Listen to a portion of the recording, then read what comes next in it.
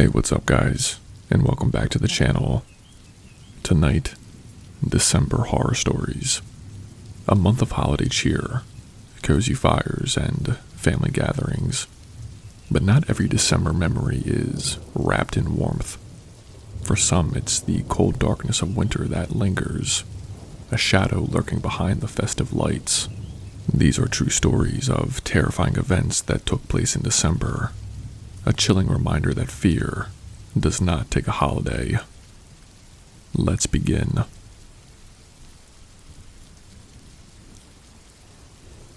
Now, I've always loved December. I'm a little bit biased because my birthday is also during that month, but that's besides the point. In my state, I love the winter, and especially Christmas time. The whole month just feels so magical and brings back childhood memories. Just recently, I was out shopping with my girlfriend for some stocking stuffers. It was still a few weeks away from Christmas, but I was trying to get all my gifts early, so I was not rushing. We went to our only mall in town, which is kind of depressing on account of malls shutting down and closing. But ours was pretty busy that night. We had went to Hot Topic, Bed Bath & Beyond, and other random stores you see there. We decided to get a quick bite to eat, and grabbed some cinnamon pretzels and sat down. Across from us was a line where kids and puppies were lined up to take pictures with Santa. My girlfriend and I laughed at how cute it was to see all the kids' happy faces and their parents. We sat there for maybe 15 minutes eating our food when the Santa Claus walked up to us. He was on his break and walked directly up to my girlfriend. He said, "Would you two like to take a picture with me?" Now, I have to admit, this was a pretty legit Santa Claus. I couldn't even tell that the beard and the hair were fake, and his clothes had that deep, rich red color to them. My girlfriend thanked the Santa, but said we weren't interested at the moment. The Santa laughed and said, "Oh, come on. You can even give me a kiss on the cheek. Those make great photos." This was a little odd, as I've never seen people kissing Santa. But again, she declined. He then looked at me and said, "Well, it seems like you have a very high-maintenance lady here. Maybe she'll get an engagement ring for Christmas." He laughed and then walked back to his chair. My girlfriend and I sat there in a bit of shocked relief at how odd the Santa was and how blunt he was. But we quickly forgot about the interaction as we finished up our meal and went back to shopping. We shopped for maybe another hour, and could hear the voice over the loudspeaker that the mall was closing in 15 minutes. We bought our last gifts and then started making our way out to the mall. We even walked past where the Santa was set up and saw how empty that was. When we got to our car, we were putting the gifts in the back seat when my girlfriend suddenly screamed. I looked up and, standing right in front of her, was the Santa Claus. He was still fully in his outfit, now just standing here next to our car. He gave this fake, jolly laugh and said he did not mean to scare us, but wanted to ask us one last time if we would like to take a photo. Not only was the mall closed at this point, but it was late. Now I stepped in and said, "No, dude, we don't want a stupid picture with you." That's when he stopped talking like Santa. His voice was harsh and deep. He said, "You little fuckhead. Do you think I want a picture with you anyway? It's your hot piece of ass girlfriend you've got here that I care about." He then smacked her butt and tried to grab her. I ran around the car and shoved him backwards. My girlfriend at this point was crying from shock at being so violated. When I pushed the Santa, he fell backwards. This hunting knife fell off of him and clanked loudly on the parking lot. I saw the Santa scramble for it. I kicked it farther away and yelled for my girlfriend to get in the car. While the Santa got up and grabbed the knife, I ran to the car and locked it. We were both safely inside and I started it up. I just put the car in gear when our back window burst open. Glass went everywhere. The Santa had slammed all of his weight into it. I actually tried to reverse the car and hit him, but he dodged it. Then I put it in drive, drove around him, and sped off. While on the way home, my girlfriend was on the phone with 911. We made it home safely and ended up having to go back to the mall the next day to meet with police and mall employees. And turns out, that Santa they hired had been in and out of jail multiple times, once for aggravated assault. He ended up being arrested and sent back to prison, but for how long I'm not sure. I guess my story is more of a warning. Like, be careful out there when you get your photo taken with Santa. Apparently, places will just hire anyone, or not do their proper background checks. He seriously could have killed us both that night. My only regret, I did not get to run him over with my car. That would have made for a great story on Christmas dinner.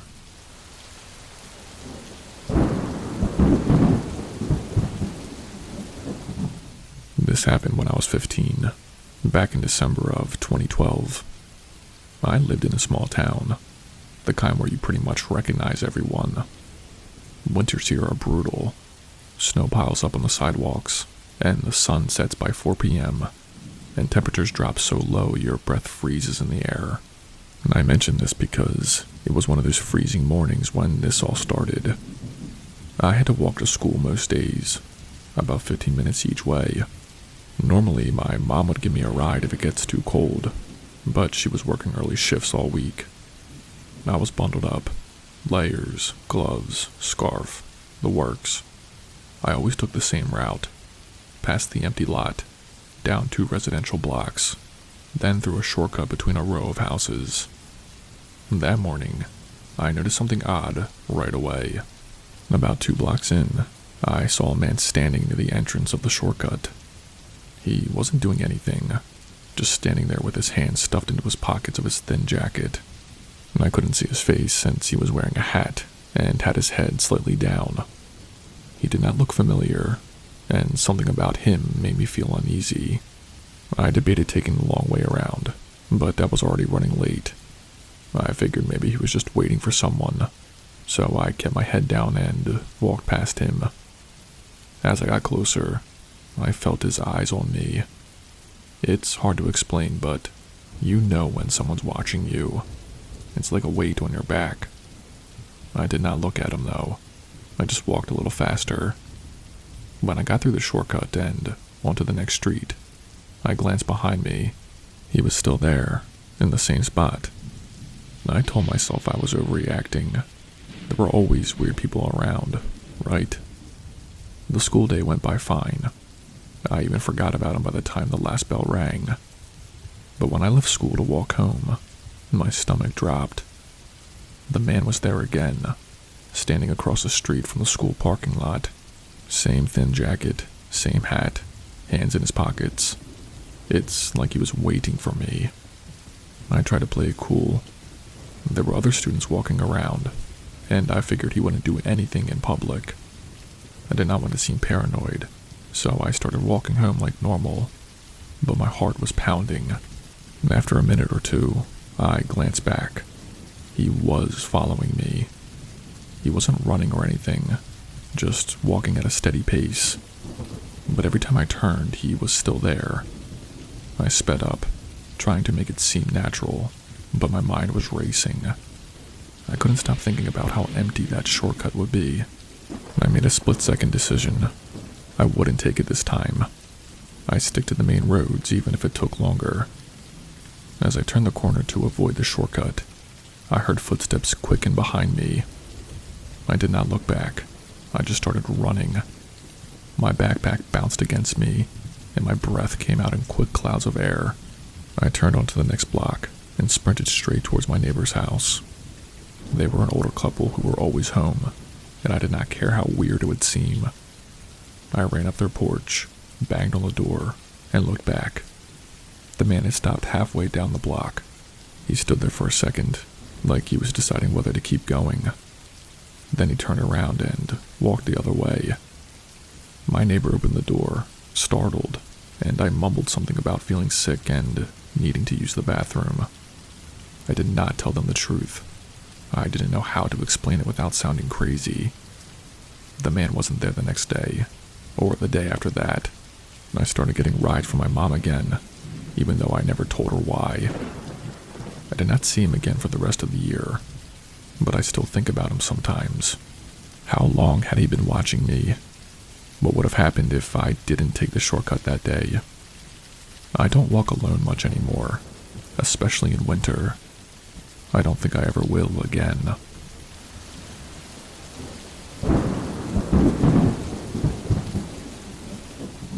I'm writing this because I still get chills every time I think about what happened last December.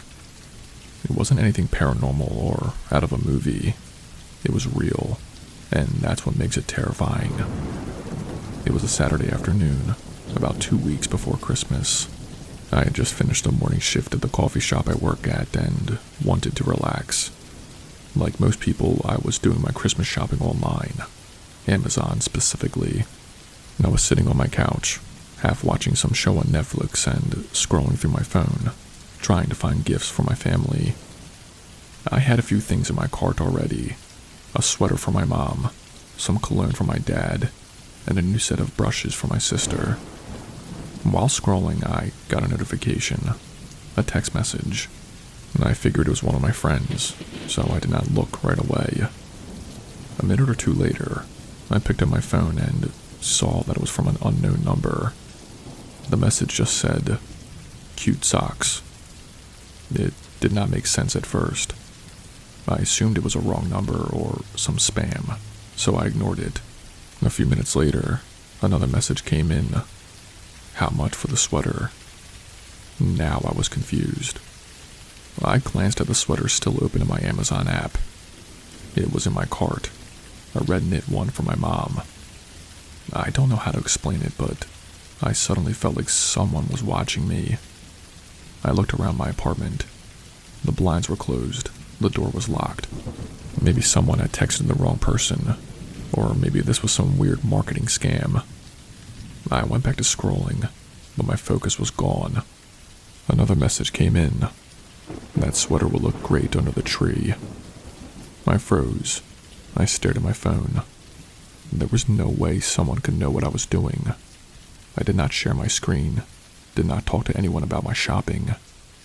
I typed back, "Who is this?" Almost immediately, they replied, "You should lock your door." I jumped off the couch. My door was locked. I knew it was. I checked it anyway, though. The deadbolt was in place, but my fear had turned to full-on panic. I grabbed a kitchen knife, just in case, and checked the windows. Nothing. I started thinking, maybe I had some kind of spyware on my phone. Someone hacked me. I went to turn off my Wi-Fi, but before I could, another text came in. "Pretty knife." I swear my heart stopped. I looked around my apartment again. I live on the second floor. There's no way someone could see me. I ran to the bathroom, turned off the light, and locked the door. I sat on the floor, clutching the knife in one hand and my phone in the other. Another text. "You're not safe." I called 911. I do not even remember what I said. I was crying, stammering, begging them to send someone. I stayed in my bathroom until I heard knocking at my front door. The operator told me it was the police. I made them confirm twice before I unlocked the door. 2 officers came in and checked the whole apartment. Nobody was there. No sign of a break-in. No sign of anyone outside. But here's the thing. They did find something. On the small ledge outside my living room window, there was a footprint in the snow. Just one. I don't know how they got up there. I don't know how they saw me, but whoever it was, they were real. The police told me to stay somewhere else for a few days. I ended up staying at my sister's place. I got a new phone, changed all my passwords, even moved to a new apartment by January. I have not gotten another text since, but I can't sit near a window anymore without feeling like someone is on the other side, watching me. I still don't know how they did it. That's the part that keeps me up at night. Hey, what's up guys? It's Spooky. If you've made it this far, congratulations, you survived. If you did not know, I have an Instagram. Follow me on there so we can connect. I also have a Patreon. On there, you'll have direct access to me and can see the upcoming videos, polls, and soon-to-be exclusive stories only shared on there. If that's something that interests you, please consider joining. That's all I have for you guys tonight. Stay spooky, and I'll see you in the next video.